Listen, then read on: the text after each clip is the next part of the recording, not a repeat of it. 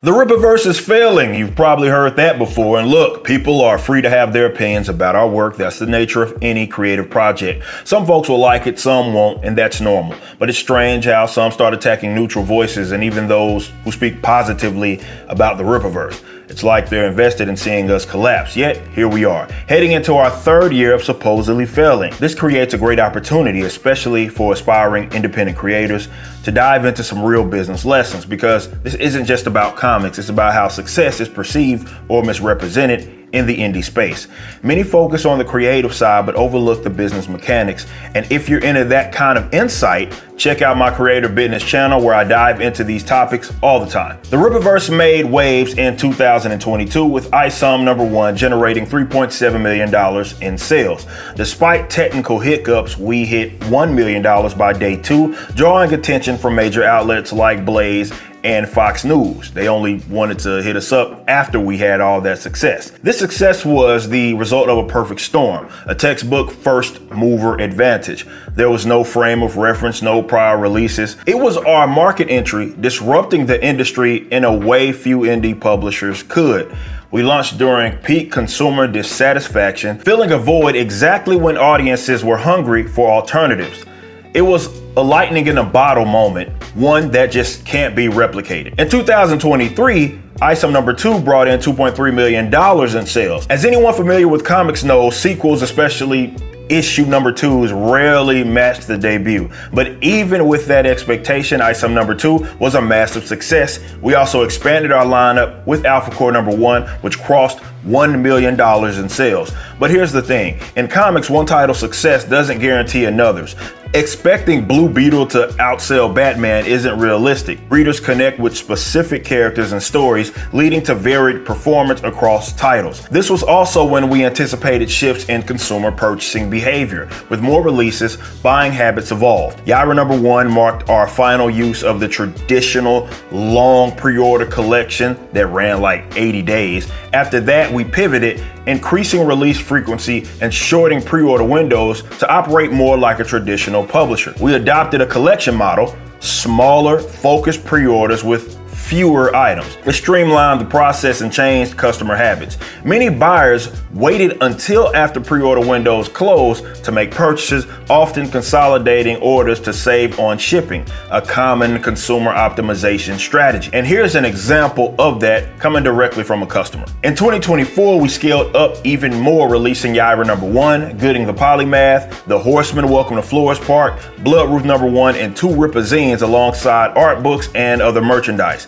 This expanded catalog led to more transactions from a broader customer base, boosting revenue even without a $3.7 million breakout hit. The key, we scaled the business by diversifying our product line and adapting to changing buyer habits, resulting in higher total revenue in 2024, despite shorter pre-order windows and no single mega hit. We operated like a traditional publisher, like we always wanted to be, but with the transparency often associated with crowdfunding. And that's where some of the confusion comes in. In crowdfunding, platforms like Indiegogo's and Demand feature keep campaigns open indefinitely, so funding totals climb over time, giving the appearance of ongoing momentum. The Rippaverse operates a little differently. Our pre-order collections have set windows. When they close, the counter stops, but sales don't. Just because the Horseman's pre-order collection ended doesn't mean that people stopped buying it. Our expanded catalog has become a significant asset, generating consistent storefront sales. Even without an active pre-order, it's not unusual for us to pull in $10,000 in a single day from just general store sales. Yaira #2's pre-order collection closed at 10.7 thousand books sold. By the next morning, that number had already surpassed 11,000. This hybrid model, combining publisher-style releases with transparent pre-order counters, offers the best of both worlds, clear reporting for customers, and ongoing revenue beyond initial launches. Our increased release volume has directly influenced buyer habits, and the results speak for themselves. Since Bloodroof #1, we've generated nearly $2 million in pre-order collection sales alone. That's 4 months. And as of me recording this video, we've already made almost $1 million in just collection sales in under 2 months. Now, I'm not sure what people think we're spending on payroll, warehousing, and logistics, but I can assure you it's nowhere near those revenue figures. Our operational overhead is lean.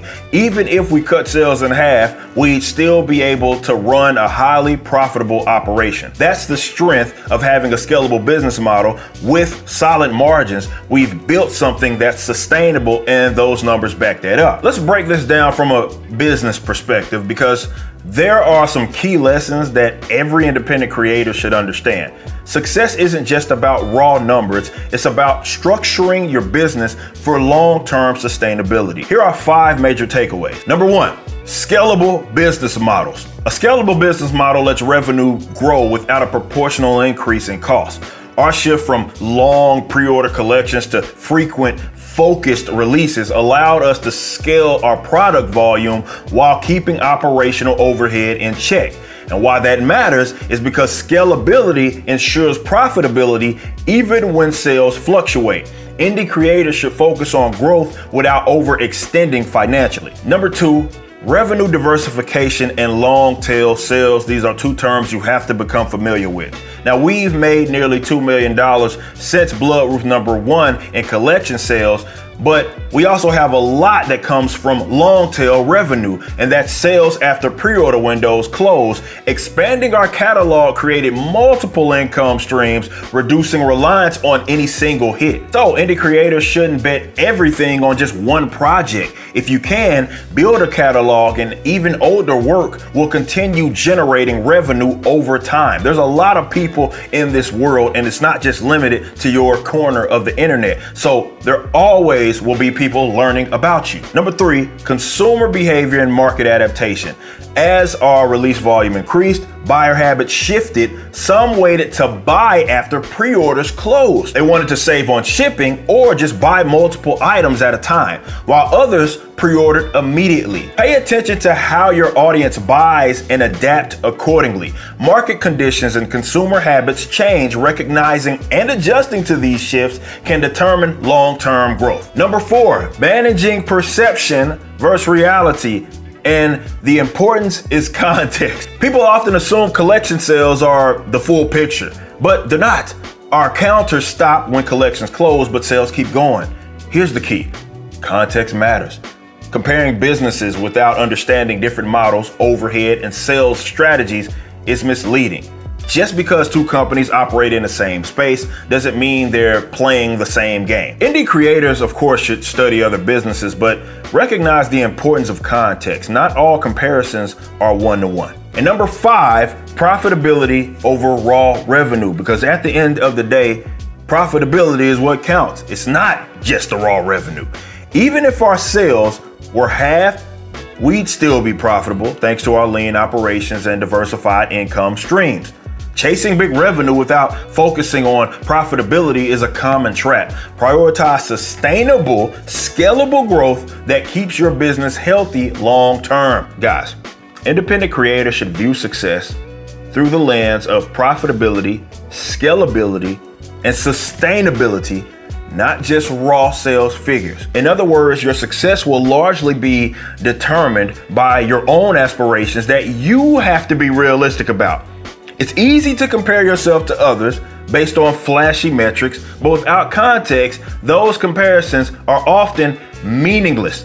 Perspective matters, and understand your market, adapt to buyer habits, and structure your business for stability and growth. That's how you build something that lasts. And that's exactly what we're doing here at the Rippaverse.